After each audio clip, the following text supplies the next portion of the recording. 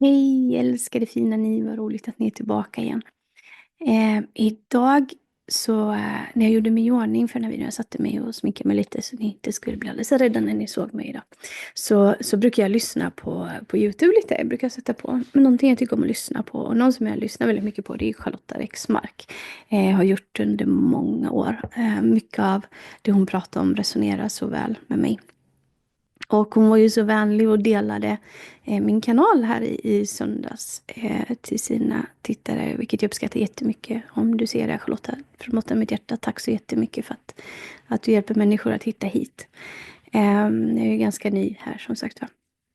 Och men i alla fall så när jag satt och gjorde mig i ordning så kommer det upp att hon ska ha en live. Nu ska vi se vad det är för datum idag. Det är den 21 januari idag. Ni kommer nog få den här videon på fredag tror jag. Men i alla fall så eller torsdag blir det nog förresten. Men i alla fall så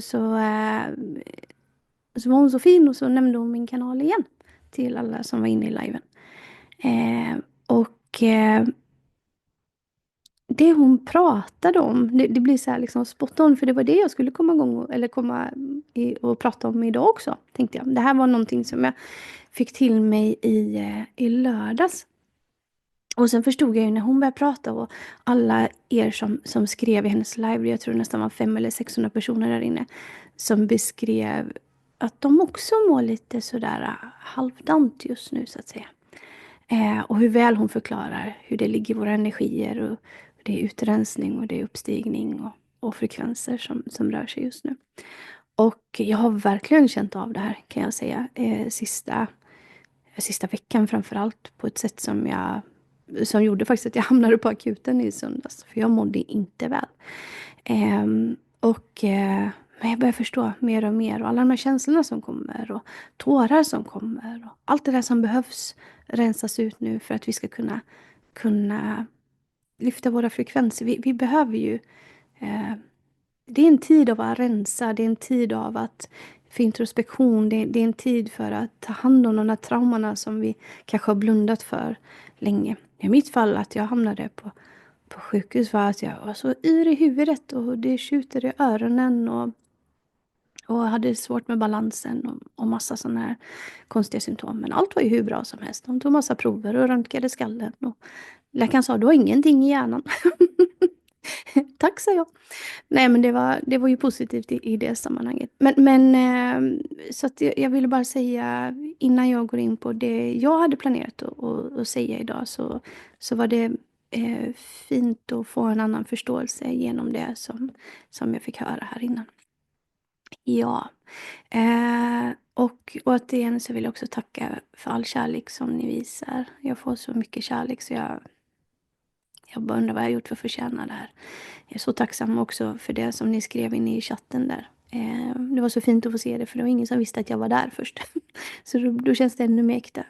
Och det är ju allt äkta, inte så jag menar. Men om man säger någonting där man inte vet att någon hör. Det är så jag menar.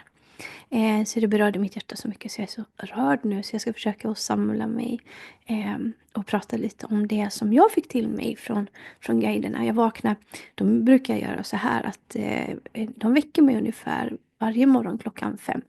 Har de gjort nu i nästan 3 år, inte riktigt 2,5 år ungefär. Jag vaknar av information som kommer. Och det som är så fint, nu har jag ju alla er att dela all den här informationen med. Det blev liksom overload i hjärnan till slut. Vad ska jag göra med allting jag får till mig? Men i lördags i alla fall så vaknade jag av att vi skulle prata om just det här som vi ska göra nu. Så en lång inledning men jag vill bara säga tack. Jag är så tacksam för er alla.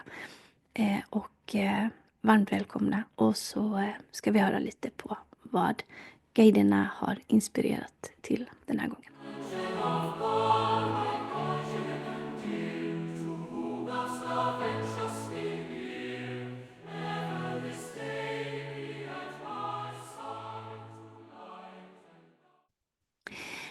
För att de pratar lite om det här med att jag har ju pratat mycket om det på kanalen. Det här att det du tror blir din sanning. Och bara leka lite med tanken. Tänk om det är din tanke som styr precis allting. Tänk om det är din tanke som är där du fokuserar all din vitala energi i livet. Och att det är det som styr utgången på precis allt. Och dessutom tänk om det jag säger nu är sant. Det är dags för nya nycklar att förmedla till kollektivet, hör jag. Och en av de absolut viktigaste uppgifter du själv har för att skapa ett så bra liv för dig själv som möjligt, det är att vara ytterst observant på vilka upplevelser i ditt liv som du lägger en negativ känsla till. Och jag ska ta ett exempel här kring mig själv och vad guiderna gav mig som svar. Det var att vi lever ju i en tid av intensiv förändring, som jag sa i inledningen till det här. Och något som är kännbart för de allra flesta av oss just nu. Och hur vi upplever det är väldigt olika. Och jag kan uppleva det periodvis som genom vad jag uttrycker det som overklighetskänslor. Och de här overklighetskänslorna har jag vid ett tidigt skede i mitt liv lagt väldigt negativa känslor kring. Och de här känslorna ger mig ångest. Och ångest i sin tur, det är en väldigt lågvibrerande känsla. Vilket gör att trots allt fantastiskt som händer just nu i mitt liv, så får jag känslan av att jag inte är i min högsta glädje. Och min man, han upplever också att den här intensiva förändringen som sker just nu, att det påverkar honom. Och han säger att han kan uppleva känslor av att allt känns främmande och overkligt också. Men han har inte präglat den här känslan med något negativt. Och därför så skapar det inte heller en negativ respons i honom. Istället tvärtom. Han känner inspiration och spänning inför den här känslan, som försätter mig i svår ångest. Han har ju istället lagt negativa känslor kring andra typer av förändringar som jag istället känner inspiration och spänning inför. Jag tror ni förstår vad det är jag försöker förmedla här. Och under en tid så har de här känslorna varit väldigt överväldigande i mig och har försatt mig i lågvibrerande känslor. Så starka så att det hindrade mig från att känna glädje. Och jag försattes i ångest. Så jag gjorde som jag gör i allt. Jag vände mig till mina guider och ber om hjälp. Och jag sa, hur ska jag kunna hjälpa människor att känna sann glädje och upplysning om jag själv ska må så här? Hjälp mig att känna mig jordad och grundad. Och vet ni vad jag får för svar då? Varför då? Och det kändes i stunden ganska provocerande, måste jag säga. Och jag svarade bara, för att jag mår ju så dåligt av att känna de här overklighetskänslorna. Varpå jag får svaret att lär dig att omprogrammera hur de känns i dig. Omformulera detta skeendet för dig själv och lär dig att fungera ändå. Och i hela mig så skriker jag att jag vill ju inte befinna mig i den här känslan av overklighetskänslor. Jag vill ju bara få vara i nuet och känna inspiration och glädje. Och de svarar mig på min känsla här och säger, om du följer våra råd, då kommer du bli fri på riktigt. Och det är ju så sant. Om jag lär mig att omdefiniera och omformulera det här inför mig själv, då är jag ju fri på riktigt. Jag vill ju bara ha en quick fix egentligen. Be om hjälp och befria mig från ångest så jag kan göra mitt uppdrag. Och jag fick ju ett omedelbart svar. Men detta kommer ju krävas ett hårt arbete av mig själv. Att befria mig från det här. Därför det här ligger snart 27 år av prägling i mig kring det här. Kopplingen som min hjärna tar just till overklighetskänslor. Och jag vill ju bli fri så jag lär ju göra mitt jobb. Men, här har vi det. Vad hade hänt om jag satt på nyckeln att redan i den initiala upplevelsen vara så observant på mig själv och vilken negativ känsla jag la i den upplevelsen? Det hade ju krävt otroligt mycket mindre arbete av mig nu, eller hur? Våra övertygelser är fundamentala för hur vi upplever och skapar vår verklighet. Och detta är en av de mest grundläggande principerna för hur verkligheten fungerar. Våra övertygelser, de är som filter eller linser genom vilket vi tolkar och upplever världen. Och det fungerar som en programvara, kan man säga, som styr hur vi uppfattar verkligheten. Vilka möjligheter vi ser och vilka erfarenheter vi attraherar. Kort sagt, så vad du tror är sant, det blir sant för dig. Och jag tänkte att du skulle få 3 stycken bränslekomponenter av mig som styr din verklighetsgenerator, om vi kan uttrycka det så. Det första är ju dina övertygelser. Du måste titta på dem. Alltså våra djupaste uppfattningar om oss själva, världen och vad som är möjligt. Det är det första. Och det andra, det är dina känslor. För känslor fungerar ju som bränslet som förstärker och driver våra övertygelser. Och så har vi handlingar. Alltså de fysiska steg vi tar baserat på våra övertygelser och känslor. Och det gäller att förstå den här enorma kraft och makt som vår egen hjärna besitter. Och i den verklighet som vi har befunnit oss i så länge nu, så har all kraft lagts åt det materiella. Åt att få den här mänskliga hjärnan att tänka i banor att den är sekundär. För hur många gånger har man inte hört det uttrycket, det är bara psykiskt. Det är bara psykiskt, okej. Ja, jo, det är ju sant. Men inte i den meningen som de har velat projicera detta på oss.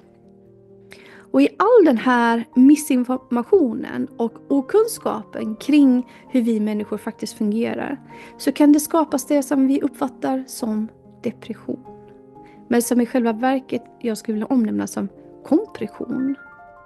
Det var någon som sa det för några år sedan och det har satt sig i mig.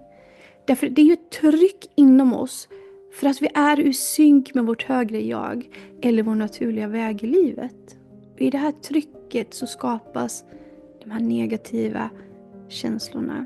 Och vi lägger negativa värderingar, tankar och känslor kring det här i oss. För det känns inte behagligt. Därför att vi är ur synk med vårt autentiska jag. Vi är ur synk med vår väg. Vi känner inte att vi är i linje med oss själva. Och det kan ju kännas som att vi har förlorat kopplingen till vår inre sanning och våra passioner. Och det är inte en brist på något, utan det är snarare en inre vägledning som försöker påminna oss om att vi lever i motstånd mot det vi egentligen är.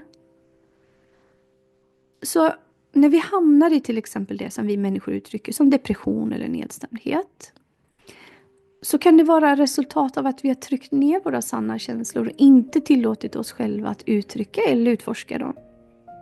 Och när vi ignorerar våra egna behov och passioner och önskningar, så skapar det här energiblockering som kan manifesteras som apati, trötthet och sorg och så vidare. Och här börjar vi ofta lägga negativa känslor till de här upplevelserna som jag sa. Och där är bollen i rullning för att förstå den här processen. Fokus börjar läggas på negativ tro. Och jag vill inte förminska depression på något som helst sätt. För att jag tror på riktigt att det är bland det värsta som kan drabba en människa. När du tappar din glädje. För att vi klarar så mycket om vi bara har vår glädje. Eller om vi känner hopp och tilltro. Nej, men när vi inte har det, då det tar hela människan på något sätt. Och det är någonting att reflektera över, tänker jag. Därför att det är ju i tanken. Och vilken stor inverkan tanken har på oss. Så pass att människor till och med väljer att avsluta sina egna liv. Så vi får aldrig förringa vår egen hjärna i det här. Och om vi har negativa övertygelser, så som att jag inte är värd att vara lycklig eller jag har inget syfte, så skapar de här tankemönstren en loop av låga energier som leder till känslan av depression eller kompression, om vi vill säga så. Och en del av arbetet handlar därför om att identifiera de här negativa övertygelserna och ersätta dem med mer stärkande tankar. Men främst var observant på de här känslorna i ett inledande skede. Innan de får fäste och börjar gro i oss. Vi måste på riktigt börja förstå oss själva och hur vi verkligen fungerar för att kunna åstadkomma verkliga positiva förändringar i våra liv. Och det bästa sättet att komma ur depression eller lågvibrerande känslor och tankar eller nedstämdhet, det är att fokusera på det som ger dig glädje, även om det bara är något litet. Börja följa din passion i det lilla. För detta leder dig steg för steg tillbaka till din sanna väg och din högre energi. För att när du följer din passion, din sanna glädje, då är du i synk med själen. Och när du är i synk med själen skapas balans. Universum söker ständig balans. Och vi människor är en del av universum och har därför samma behov. Även göra små förändringar i rätt riktning, det kommer att skapa en snöbollseffekt. Och du kan också med fördel ställa frågor till dig själv för att förstå vad som orsakar det tillståndet som du känner att du befinner dig i. Och om vi ska börja titta på bränsle nummer 1 som vi pratade om innan. Det var ju övertygelse, kommer ni ihåg det? Vad är det jag tror om mig själv eller min omgivning som gör att jag känner så här? Alltså vad är det jag tror, oavsett vad det gäller, vad du har fastnat kring. Vad är din övertygelse som får dig att känna som du gör? Och bränsle nummer 2, det var ju känslor. Vad är jag rädd för att möta eller erkänna? Vad är jag rädd för att möta eller erkänna?